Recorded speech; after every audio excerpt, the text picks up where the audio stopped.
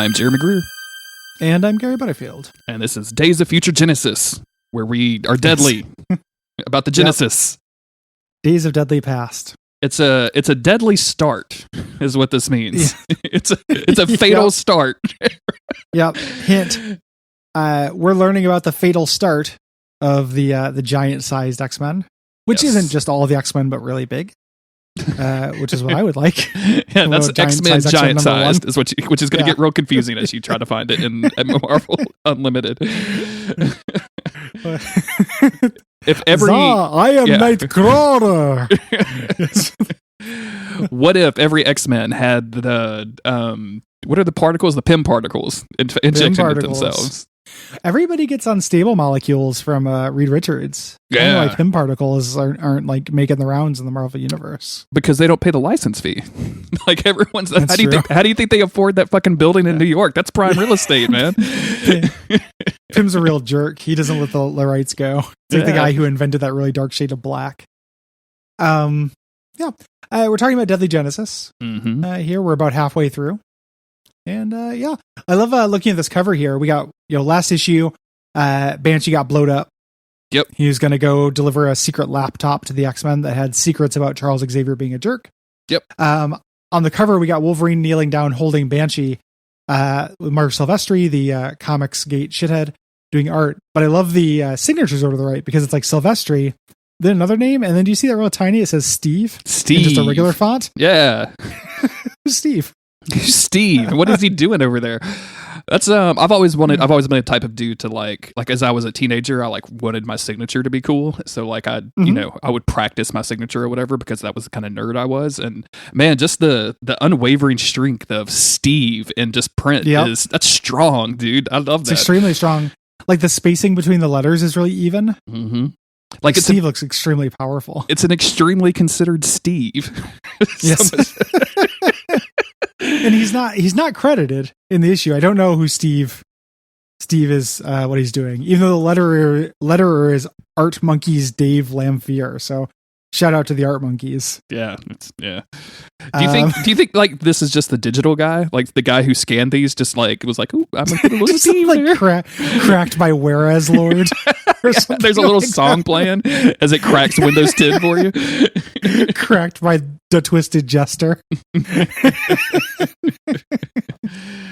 Oh man! Do you want to catch folks up on what we've been doing for the first two issues of this? Like we've been kind of the X-Men are kind of a weird spot. A bunch of mutants have died after House of M. Professor Xavier is missing. We had some weird space shit happen, and then a dude showed up and captured Cyclops and Rachel Summers. Mm-hmm. That's really it. Yeah, and people are seeing Ghost. Yeah. Yep. People are saying Ghost. We start off with Wolverine calling Beast to let him know that Banshee blew up. He's having a hard time with this, and he hears something on the roof. He goes upstairs to see that Sentinels are watching. And the reveal here is that Wolverine says, "Yeah, it was a Blackbird that rammed into the other jet. It wasn't just a plane."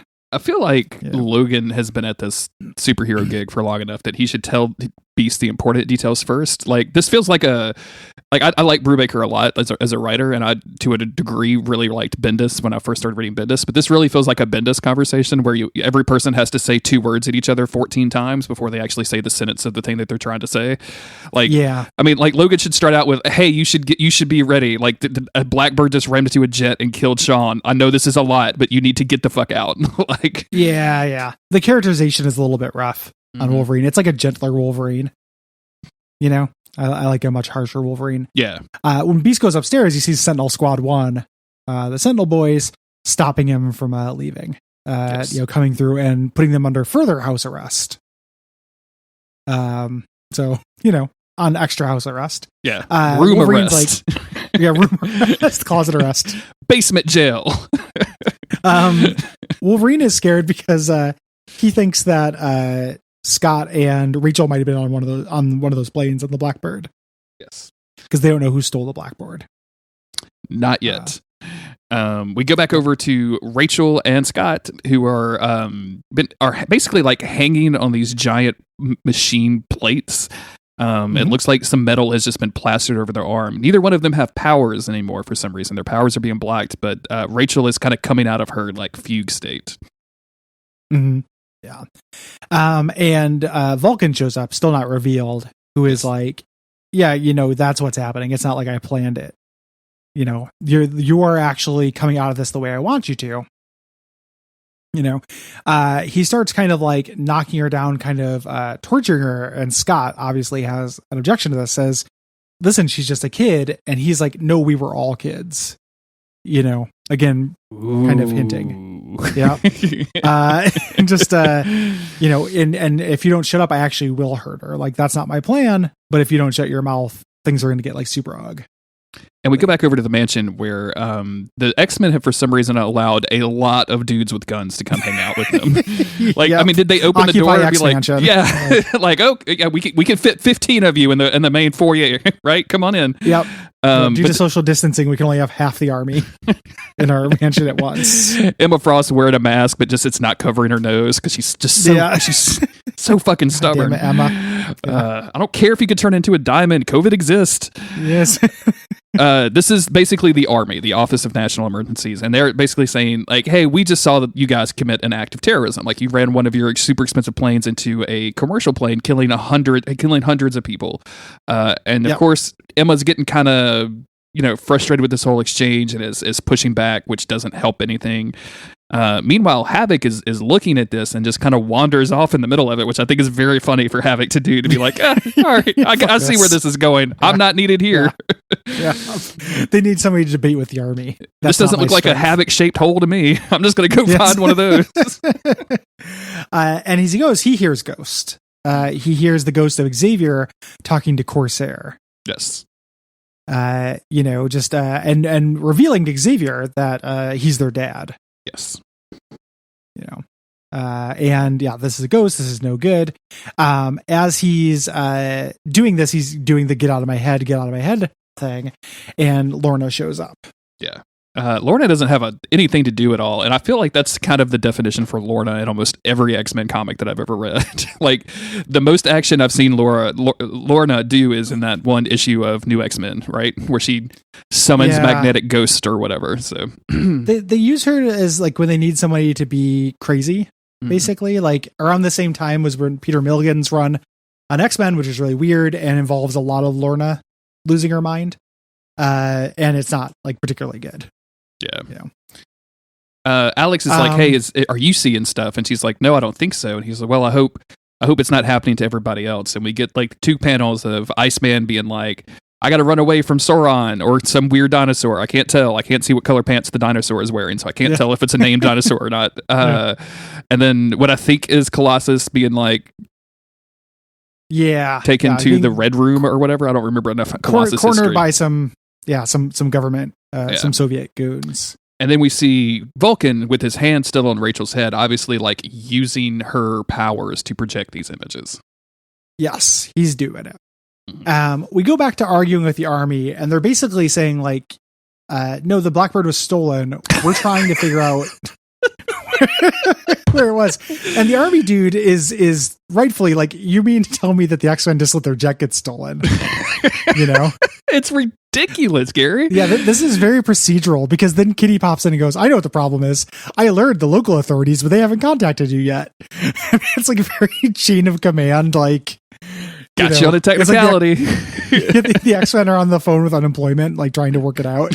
Like it's very non-X-Men. No, you don't understand. My income level means I need 4 cars a month, and you've only delivered 3. Yeah.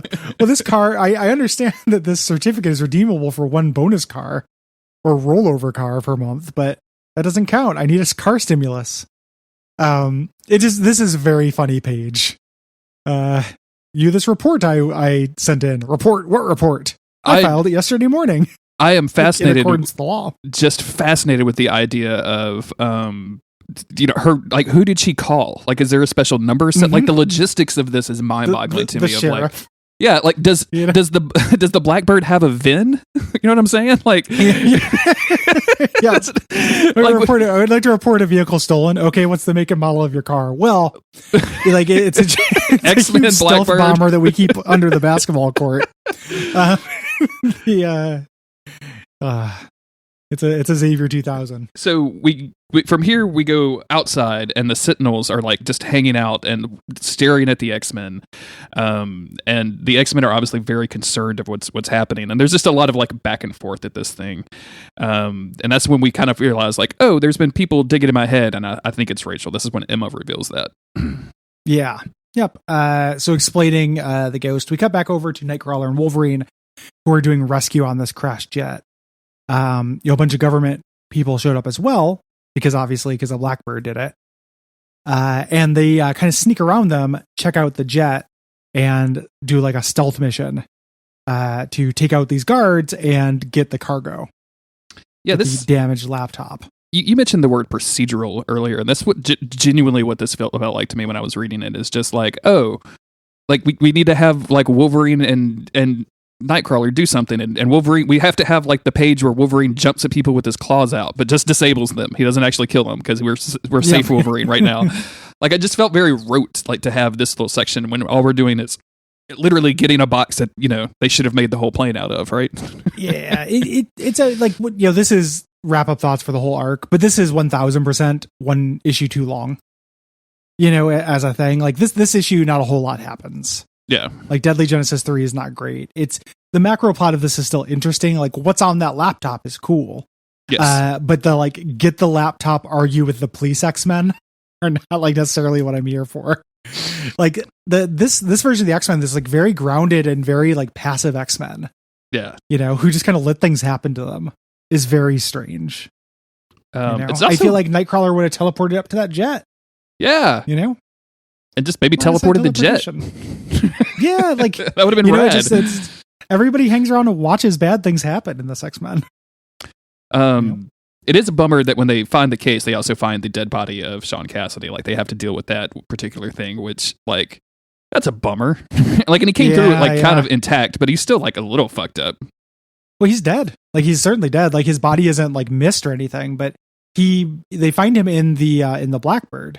Like he had busted through the windshield or whatever to try to stop it, you know. And they mentioned it's like, hey, this was his last act. Like he was trying to slow us down, trying to save lives. Like he died a hero, basically.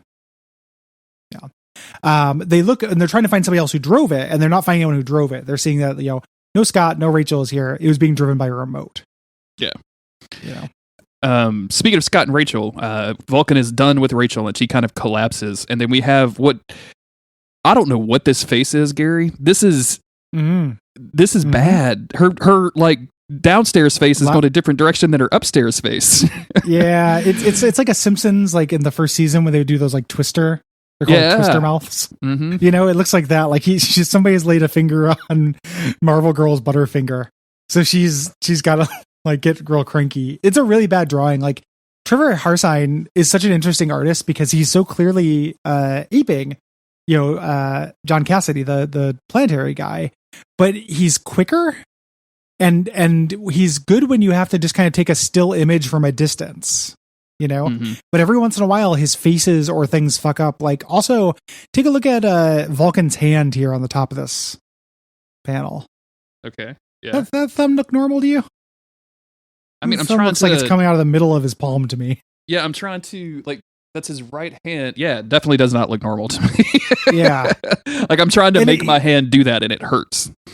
Just leave the thumb off and it would have been fine. Yeah. You know, it's just a little too rushed. Like if you feel like Trevor Harsine, like if he had a little bit more time, you know, or took a little bit more time, you know, because this was a not a widely delayed book or anything, you know, like John Cassidy books tend to be. She calls him a mind raping son of a bitch, and he backhands her for this. And there's like Vulcan, just a shitty villain, where Scott's like, "You said you wouldn't hurt her," and he's like, "She started it." Wow. Like, well, I mean, I guess he is he's like a teenager at this point, right? Yeah, like he's got the mental capacity of a teenager. Yeah, his aging and stuff is very kind of hard. He's had a rough childhood for sure. Also, like, I don't know what it is. Anytime that they do that Scott doesn't have his visor thing and he has his eyes open, he just looks like such like a normal dude that I have no like. Yeah, he just looks like just an angry dude right here. Yeah, he needs the visor. Really completes the face. Or glasses. Jeez. We switch back over to Wolverine and Nightcrawler, who do some bamfing and then eventually find the package that that Sean helpfully labeled Muir Island on the outside, which I can appreciate. Might as well just say to Wolverine from Sean. Yeah. And we come back over to Rachel and Scott, who are having a conversation, and he's like, yeah, you fought back. She's having trouble remembering it. And he's like, well, I think I remembered something else. And she says that Vulcan had some sort of contact with the professor, like he had a mental link with him, like that he had trained with the professor. And Scott seems very surprised by that, as if there aren't 18 different X-Men teams. I know Scott's pretty plugged in, but like, do you think he knows every single X-Man that's ever been? Right? This is him learning that he doesn't. Previous to this, he was like, I really thought I knew some shit. We cut back over to Wolverine and Beast doing a hard drive recovery on this laptop. Beast has managed to kind of put it together a little bit and sees Moira McTaggart crying in this video diary, talking about Charles Xavier being a total and utter bastard. He came to me to save his X-Men when they were missing and help me. I gave him my children. They were just children, and he killed them all. Yep. And Beast goes, no, and that's the end of the issue. I'm sure that's supposed to be a dramatic no, but not just like no. No. Like, do you want some milk? No, I'm good. No, good. No, yeah. No, I'm good. Good, no milk. At the end of the issue, we're going to be introduced to Sway, the most inappropriately named superhero for some time, I believe. And there's a spot in this where like they describe her powers as making time sway, and it does the comic book thing where it's like bolded in italics. And I'm like, I get it, dude. Like, it's still a bad name. Like, might as well call her Time Freeze. Like, what are we doing? That's probably a Flash villain, though, right? Like, Flash is definitely fought Time Freeze. He's definitely between like Captain Cold and his like time thing. Yeah. I feel like time travel mutants. There's a member of the Mutant Liberation Front named Tempo, which is a really good name for a time compressing mutant who basically has these powers. And I'm sure that they really hate that they blew it on a member of the Mutant Liberation Front. Yeah, they just want to redeem him for his name. Side and forearm. Yeah, like Tempo needs to retire the name so they can use it instead of Sway. Basically, Sway failed to save her parents, but saved herself from a drive-by. And then her powers are also very convenient because it's not just like slowing down time. She can also see time replay itself and create ghosts.